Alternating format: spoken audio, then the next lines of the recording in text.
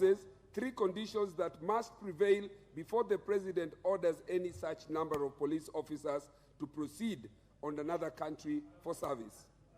First, there must be in place a legitimate government. Second, there must be reciprocity. And third, there must be a request from the reciprocating country. The government ought to assure Kenyans that the planned deployment meets the conditions set out in the Act. In addition, there have been sad reports of Kenya police officers falling victim when combating local criminal gangs in the country. There is need for the country to be assured that the Kenya police is adequately suited to undertake the foreign mission in terms of technical preparedness and capabilities, knowledge of the Haitian terrain, and the language cultural awareness. It is also important that the nation at large and families of officers who will be selected to undertake the mission in Haiti, in particular, be guaranteed that adequate measures have been put in place to mitigate casualties and to cushion families of the deployed officers from psychological trauma associated with deployment, including the sad eventualities of losing their loved ones abroad. Honorable Speaker, Article 208 of the Constitution envisages national security as the protection against internal and external threats to Kenya's territorial integrity and sovereignty, its people, their rights, freedom, property, peace, stability, and prosperity, and other national interests. The country has been experiencing an increase in the number of insecurity cases in several parts of the country, where hopeless Kenyans continue to bear the brunt of attack by criminals and terrorist gangs. It is a matter of concern that the government ought to first assure security and a surplus to deploy on missions abroad. As a matter of fact, stabilizing homeland security takes precedent over committing the police officers abroad. Finally, Honorable Speaker, I call on the government to treat the deployment of Kenya police officers to the Republic of Haiti with abundance of caution and exercise a well-calculated balance between national interest and global interest so as to not jeopardize national security. I thank you, Honorable Speaker. Signed today, Member for Parliament, Mathare constituency. Thank you, Honorable Speaker. Thank you, Member for Mathare. Honorable members, Standing Orders 43, you can read it all the way to 3, has given the leeway for the Speaker to exert discretion. So I'll give 3 comments of a maximum of 3 minutes each. Then we will get to the CS because she's already here. I'll give the Leader of Minority first. Thank you very much, Madam Speaker, for using your discretion very, very wisely in the manner you've done. Madam Speaker, the issues raised in Honorable Olwach's statement are grave. They are extremely weighty issues that this House must get seized of. Madam Speaker, even as we speak, and from what we are reading and hearing on international media, it is not clear who made the request for the Kenyan government to send police officers to Haiti. We don't know that it's the US government. We don't know that it's the Haiti government. We don't know whether it is the UN. Even though later on the UN passed a resolution at the Security Council. But that was a very general resolution. It did not specify that Kenya was even to lead that mission. I was very keen. That Security Council resolution did not name Kenya as the leader of that mission, that very dangerous mission. So it behoves, even as we wait for the CS to come here next week to explain, we must express ourselves as a House that this is an extremely dangerous adventure. Extremely dangerous adventure, which is ill-thought, which is reckless, and which is, I would say, very careless. It is extremely careless of whoever has conceived of this very, very ill-conceived notion. Madam Speaker, I conclude that even as the CS comes, let the House register its feelings. And there's no point of trying to say, no. Just wait. You will talk, Honorable Pukose. Yes. As far as I know, you have got no expertise on Haiti matters. Just relax and deal with the health issues. Yeah. Madam Speaker, I'm speaking from a point of authority and knowledge. Yes. We cannot use our children as guinea pigs on an international arena. Our children cannot be used as guinea pigs on an international arena. Why can't the U.S. send its policemen to Haiti, which is next door? Haiti is just next door. They can even go by boat. Thank you, Minority Leader. Honorable Member for Endebess. Madam Speaker, I want to make a comment on the statement by the Honorable Anthony Lodge on Kenya taking its police officers to Haiti. And I want to dissociate myself from the comments made by the Minority Leader with all due respect. That Kenya has been known to participate in international peacekeeping missions, whether in Somalia, whether in Namibia, whether in Darfur, and many other places. So, Honorable Speaker, because of the distinguished service of our servicemen, whether in the military, lately in Congo, EDRC Congo, in Goma area, or even our police officers, I think it is not in good faith to condemn a noble action which our police officers are going to carry out in Haiti. And the UN, when they discussed and made resolutions, it was actually unanimously passed to support Kenya's mission of 1,000. I know there was abstaining by China and Russia. I'm well informed about that. But it was unanimous, because abstaining does not mean opposition. And therefore, I think we should be able to respect the decision of the government and give all the support necessary to our police officers to carry out peaceful missions in their new mandate, which is under the UN in Haiti. With those few remarks, Madam Speaker, I want to support the decision by our police officers. Honorable Junet. Thank you, Madam Speaker. Madam Speaker, this is one of the most dangerous missions that the government of the Republic of Kenya has ever sent outside this country, Madam Speaker. Madam Speaker, numbers don't lie. The statistics are very clear. In the last 9 months, 2,400 people were killed in Haiti by gangs. 900 women were raped. 900 people were maimed. The statistics are there in black and white, Madam Speaker. Madam Speaker, this is a country that has killed, I don't know, 3 or 4 presidents of theirs. 4. And you're sending here people who normally carry, you know, these jembe rungus to just beat us as AZIMIO people in the street here, Madam Speaker. Madam Speaker, you think it is a business of jembe rungus in town here, there? Madam Speaker, this is a serious matter, and I want to thank Honorable Oluoch for bringing it. Madam Speaker, this is a matter that requires deep thoughts, Madam Speaker. Look, as a neighbor, we are dealing with insurgents from Somalia on Al-Shabaab, and every day we are having casualties. The shores of Florida is just 2 hours from Haiti, Madam Speaker, by boat. 2 hours only by boat to Florida. Why are you not helping those people? Why do you want to send Kenyans there, Madam Speaker? This one, I strongly oppose, Madam Speaker, and this matter should be brought to Parliament first for debate and ratification before any police officer leaves this country. Otherwise, your time is up, Honorable Junet. I will indulge the Majority Leader, but Honorable members, also remember, member for Mathare has made a general statement. So there are other avenues of bringing this issue to the floor, but I'll give the Majority Leader, we close it at that and go to the questions.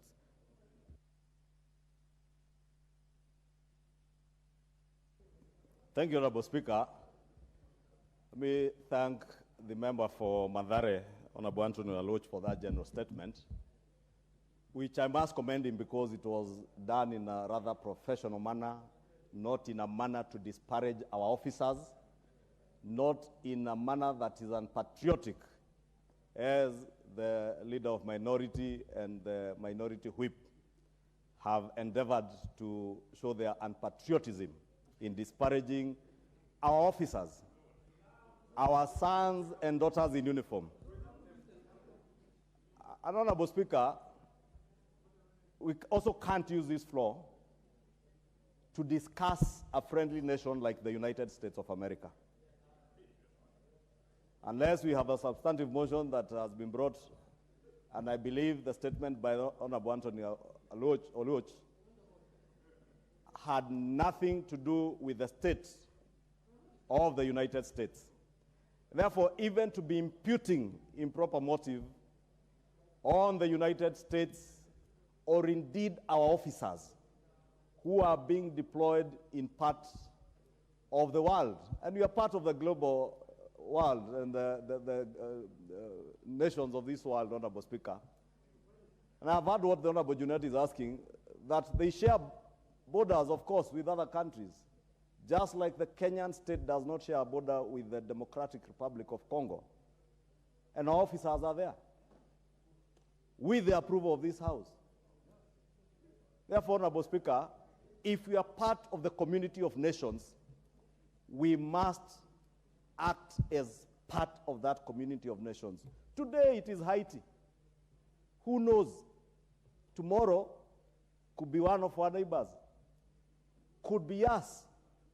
If we allowed Honorable Junet and Honorable Pio Andai to continue with the reckless civil riots that we saw them engage in earlier this year. That is how countries degenerate to become what Haiti is today. And therefore, being part of the global community of nations, Honorable Speaker, we must be patriotic enough to support our men and women in uniform. And Honorable Speaker, that does not mean that if we are sending our sons and daughters to a faraway country, Honorable Speaker, to serve in the community of nations, the best we can do is to encourage them, not to instill and sell fear to them and their families. That is a height of unpatriotism. That is a height of Honorable being reckless as leaders.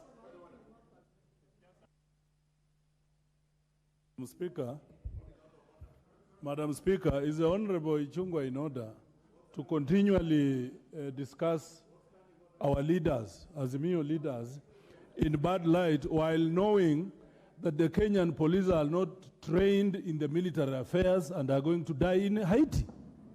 Is he?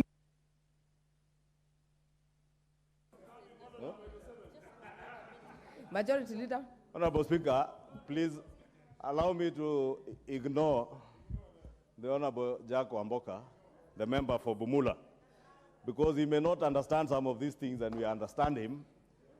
Because, Honorable Speaker, I was saying the police are going to Haiti on a policing mission to restore law and order like they do every day.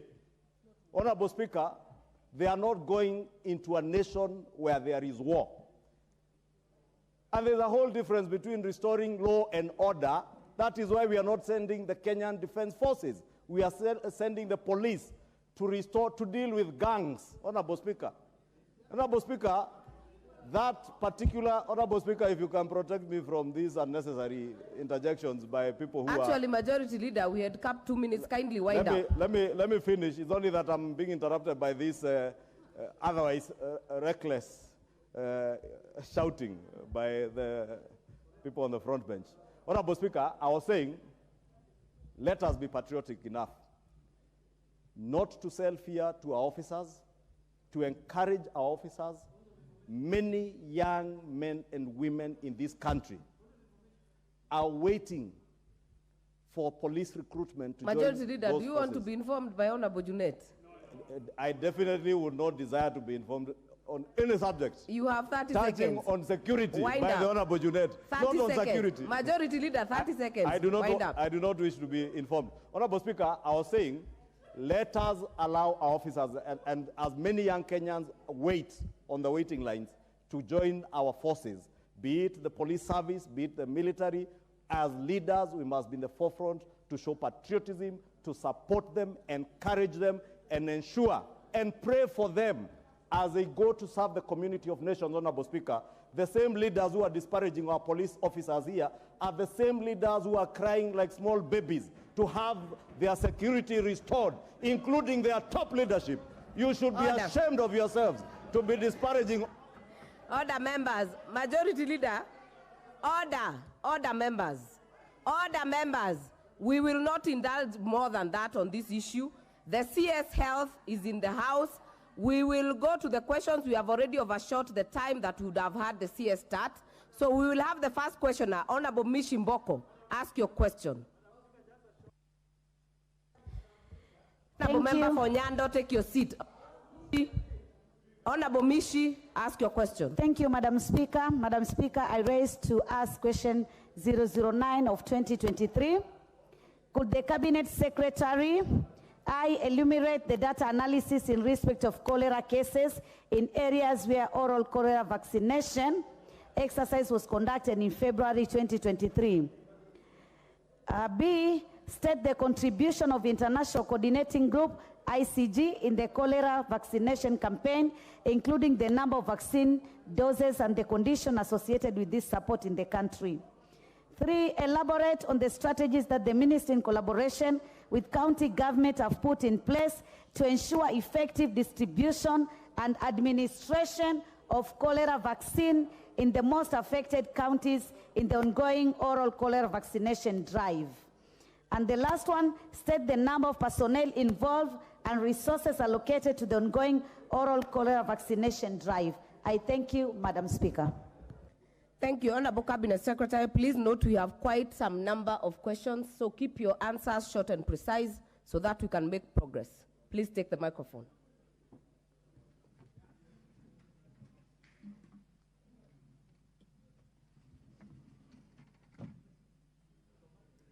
Thank you very much, Honorable Speaker and honorable members. It is indeed an honor and a privilege for me to appear before this honorable House today to respond to the various questions that have been raised by honorable members. Indeed, it's my first time to appear before the full House to directly interact with the honorable members, as my previous engagements have been through the committees. I therefore submit as follows on the question that has been raised by the Honorable Mishi Mboko. Honorable Speaker and honorable members, as a country, we suffer from periodic cholera outbreaks every 5 to 7 years since the first cases was reported in 1971. The current cholera outbreak has been ongoing since October 2022, and to date, we have reported 12,000 cases and 197 deaths. Honorable members, to mitigate this, the Ministry of Health, in conjunction with other sectors of government, including the Ministry of Water, Sanitation and Irrigation, the Ministry of Environment, Ministry of Interior and National Government Coordination, development partners, religious leaders, the media and the county governments, we developed 2022 to 2030 National Multi-Sectoral Cholera Elimination Plan, which my colleague at Ministry of Water and myself have endorsed, and it is due for launch this month. The plan aims to implement several promotive, preventive, and response interventions before and during outbreaks. The main interventions include engaging communities to use latrines, practice hand washing with soap and water, use treated or boiled water for drinking, and keep their environments clean.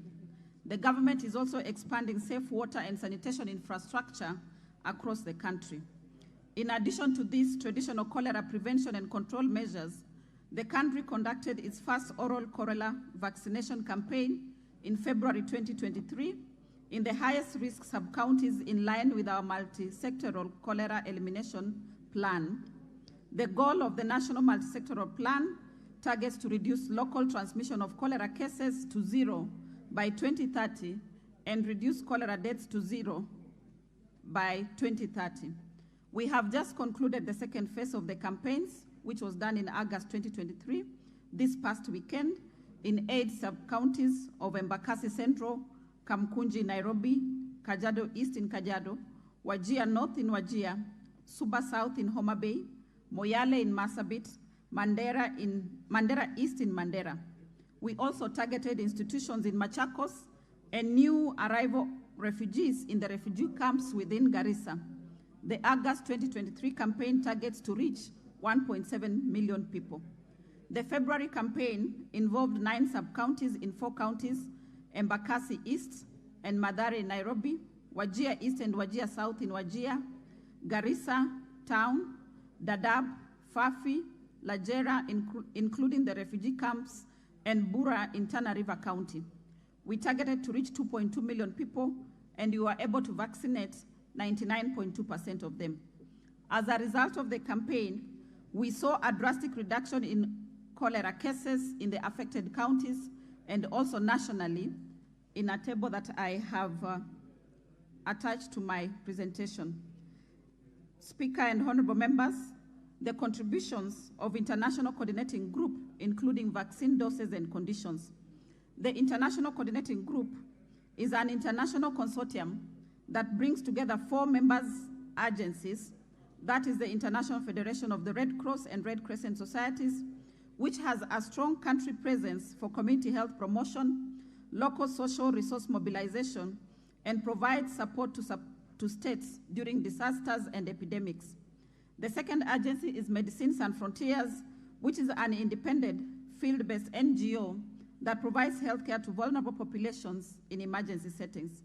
The third agency is the United Nations Children Funds, UNICEF, which conducts wide-scale vaccine procurement and shipment and provides technical support on campaign planning, implementation in country, focusing